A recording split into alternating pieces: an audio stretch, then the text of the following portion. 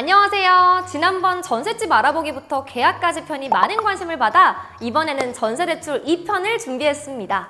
전세 계약 후 어떤 준비를 해야 할까요? 지금부터 알아보시죠.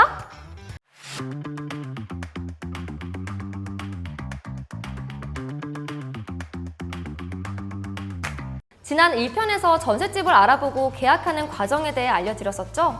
오늘은 그 이후 어떤 진행이 필요한지 알려드리도록 하겠습니다. 집도 알아보고 전세 계약도 했습니다. 그럼 전세 계약금을 제외한 잔금을 준비해야 하는데 돈이 부족합니다. 그렇다면 이 다음 순서는 대출을 알아봐야겠죠? 전세 자금 대출은 시중은행부터 보험사, 상호금융권 등 다양한 금융사에서 받을 수 있습니다. 그중 많은 분들은 주거래은행이 가장 금리가 낮겠지라고 생각하곤 합니다. 하지만 사실은 그렇지가 않죠. 전세 자금 대출은 과거에 거래 기록이 없더라도 대출 실행 이후 신용카드 사용, 자동이체 등 부수거래 조건만 맞춘다면 우대금리를 챙길 수 있습니다. 그렇기 때문에 주거래은행을 선택하기보다는 대출이 필요한 시기에 맞춰 내 조건에 맞는 상품을 찾는 것이 낮은 금리를 받을 수 있는 방법입니다. 하지만 대출 상품을 알아보실 때 주의하실 점이 있습니다. 바로 정확한 비용 비교인데요. 대출 상품을 비교하는 데 있어서 금리만 보셔선 안 됩니다. 보증보험료도 함께 고려를 해야 하는데요. 예시를 들어보겠습니다. A은행은 주택금융공사 보증보험으로 3.4%, B은행은 서울보증보험으로 3.5%라고 가정해보겠습니다. 서울보증보험은 보증보험료를 내지 않지만 주택금융공사 보증보험은 매년 보증보험료를 지불합니다. 보증금이나 소득에 따라 연 0.02%에서 0.4%가 부과되는데요. 보증금 4억을 기준으로 했을 때 보증료율은 연 0.12%입니다. 이 경우에는 금리가 낮은 A은행보다 B은행으로 대출을 받으시는 게 더 경제적이겠죠? 이렇듯 대출 상품을 비교한다면 금리만 확인하지 말고 개인 상황마다 보험료율이 다르니 꼭 계산해 보셔야 합니다.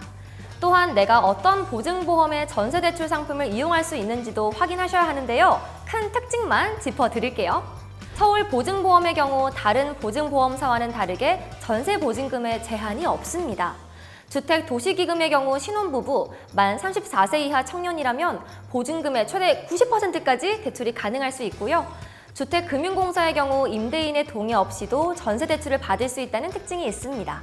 표에서 보셨던 것처럼 전세보증보험은 소득과 보증금액, 대출금액 등 개인의 상황마다 선택할 수 있는 종류가 달라지니 꼭 확인하시고 나에게 맞는 보증사를 선택해서 진행하셔야 합니다.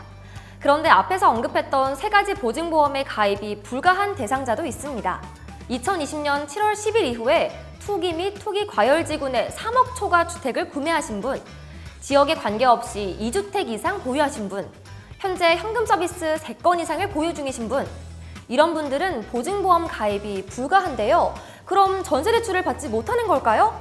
아닙니다. 신협과 같은 일부 단위조합의 지점에서는 보증보험 없이도 전세 자금 대출을 받는 것이 가능합니다. 보증 금액이나 대출 금액 제한도 없어서 5억 이상의 대출이 가능할 뿐 아니라 다주택자나 규제 지역 내 주택 보유자도 전세 대출이 가능합니다. 다만 문제는 이러한 상품이 있다는 걸 아시는 분들이 거의 없고 또 알아도 가능한 지점을 찾기가 매우 어려운데요.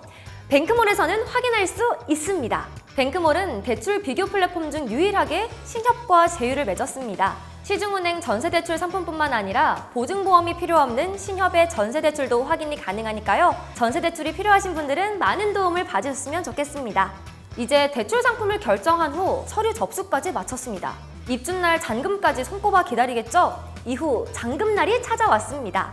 금융사의 잔금 당일 언제쯤 입금이 가능한지 대략적인 시간을 확인합니다. 이후 임대인에게 언제쯤 입금이 될 것인지 전달을 하고 계약금과 대출금을 제외한 나머지 잔금을 임대인에게 입금을 합니다. 이삿짐을 옮기느냐고 정신이 없으실 텐데요. 그래도 놓치지 말아야 할 것이 있습니다. 바로 전입신고죠. 전입신고를 하지 않을 경우 임대차 보호법에서 최우선 변제 보증금을 지급 보증받을 수 없고 만약에 주택 강제 매각 등의 문제가 발생되었을 때 대항력이 없습니다. 즉 전입신고를 안 한 채 경매에 넘어가게 되면 보증금을 보호받지 못할 수 있다는 것이죠. 또한 전세 대출에도 문제가 발생합니다. 전세 자금 대출을 받을 때 임차인은 전입신고를 한다고 동의를 합니다. 만약 이행하지 않을 경우 애써 받은 대출이 회수되는 경우가 발생할 수 있으니 꼭 잊지 마시기 바랍니다. 일반적으로는 전세 계약 후 30일 이내에 신고를 하지만 만약 못하셨다면 이사 당일이라도 서둘러 신고해 주세요. 이사를 마치셨다면 이로써 전세의 모든 절차는 마무리가 됩니다. 새로운 보금자리에서 좋은 추억 많이 쌓으시길 바랍니다.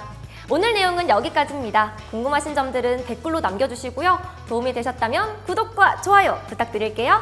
그리고 광고 영상 시청까지 꼭 부탁드리겠습니다. 그럼 모두 팽빵! 잠깐, 아직도 몰라? 삼촌 뱅크 몰라? 엄마 뱅크 몰라? 언니 뱅크 몰라? 오빠 뱅크 몰라? 뱅크몰 몰라? 뱅크몰 알아야지. 뱅크몰은 다 있으니까. 대출이 필요할 땐 뱅크몰.